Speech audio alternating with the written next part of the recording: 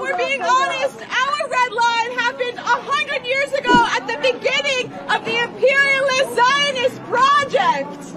But today, we are here to say that we see politicians like Biden and Schumer for 8 months giving billions and billions of dollars to the Israeli war machine. And we say, if Schumer thinks that he can spend a nice Saturday in the summer after 8 months of enabling a genocide, we are not letting that happen. If he's there, we hope he's disturbed, and if he's not there, we know his neighbors are giving him calls by the hundreds right now. What happened? In the video from the other day. You don't know what happened? No. Well, whatever it is, 13, 12, how many they got killed in Israel? 1,000? 1,000 people, and then make something legal? Fucking law like evil. Suddenly they went there with like river and food and food. Suddenly, you know what? You go there and there's everything there. Listen, 2,000 years, 2,000 years they don't have a country. You know why for 2,000 years? Because they are fucking assholes. And it's going to happen again. You see what happened in history is going to repeat again. And if it's not with kids, with his children or with grandchildren, but you're going to pay for that. This time you're going to pay for that. All of them you're going to pay for that. Fucking low life, fucking piece of shit. Yeah. Fucking you should be embarrassed.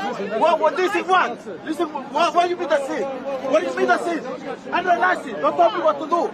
Don't tell me fucking what to do. Fucking there's a genocide here and you can to me relax. Fucking 15 children died and you can tell me to relax.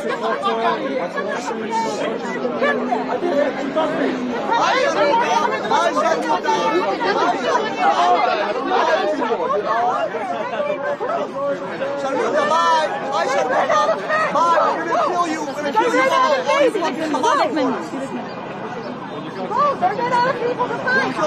Kill terrorists. Come back in the pine box, motherfucker. They can die with them. Come back in the pine box. If you support terrorism, you might as well go die with them. You don't agree? You don't agree? Go over there and fight. That's about burning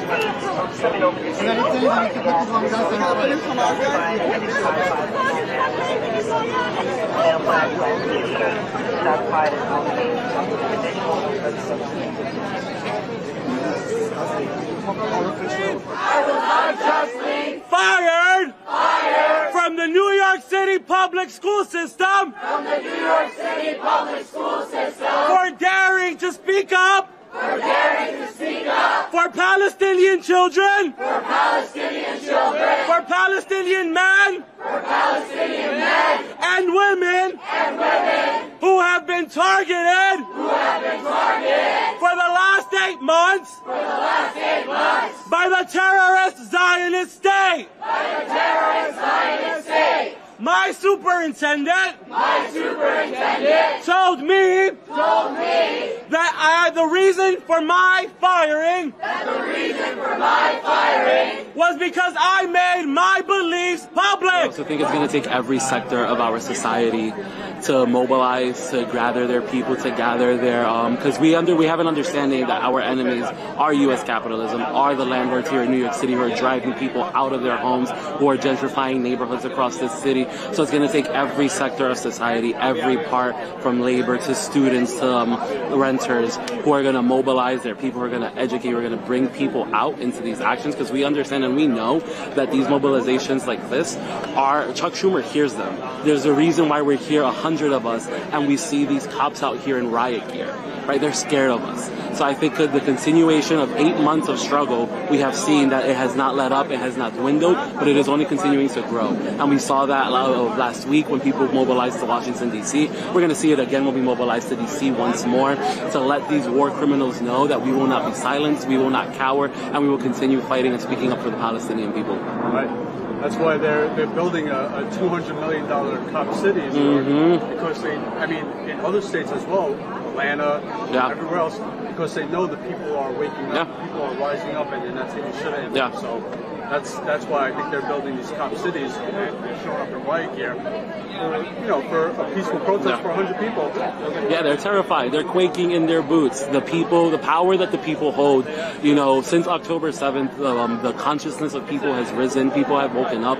The veil has been torn off of this so-called American exceptionalism. There is no going back. And the ruling class understands that. They understand that the people hold the power. The system is very fragile, and they don't want to lose the power that they have. And they're scared of us. So anytime we come out, even if it's 20, 100, no matter what it is, these pigs are going to show out in force in their riot gear because they understand that the power lies with us. And without us, they have nothing. Right. So we will continue to come out. We will continue to mobilize. This proposed cop city in Queens that Eric Adams unveiled is just shows how scared he is. Right? He wants to hold on to his power as much as he can, but he knows and we know that the power of the people will not stop. It will continue to rise, and we will see a free Palestine. Absolutely. Elections coming up. What are your thoughts if Trump does get elected? What do you think this will look like? What do you think the police force would look like towards protests? What do you think that will look like? Honestly, there is no difference between Trump and Biden. There is no difference between the Republicans and the Democrats. They are both the same evil. They are both the same side of a coin. This fear-mongering every 4 years that arises during national elections of we got to choose the lesser of two evils. We see right through that. We understand that. We see it right now. Right? This is Biden as president. We have a Democratic mayor, a Democratic governor, and yet the police are out here. We have the National Guard in our subways. It would be no different. Our response will still be the same. No matter who is in the White House, we will continue to mobilize because we understand that the American ruling class all has the same goal. They all have the same interest, which is capital, colonialism, and upholding American imperialism. And we are here to tell them that that is no longer the case. The people will bring them to justice. We will bring them to court, and we're charging them with genocide because that's what they are. And so Trump, Biden, they're both the same. Absolutely, yeah. I mean, they talk about the threat to democracy if Trump gets in power. Yeah. What democracy? How is this democracy? It's all an illusion. Police beating people up. Yep. Getting away with it. Yeah. And refusing to listen to the people of this country. Mm-hmm. What kind of democracy is this? It does not exist. It's fascism. Fascism. Yep. Fascist police state. Yep. Well, thank you very much for speaking to me. I appreciate it. John Schumer, you will see. Palestine will be free. Palestine will be free. Red line. We are the red line. We are the red line. We are the red line. We are the red line. We are the red line. We are the red line. This struggle is not merely a struggle that is just for Palestine, but it's for all oppressed people across the world. Palestine will set us free. Next up, we've got James.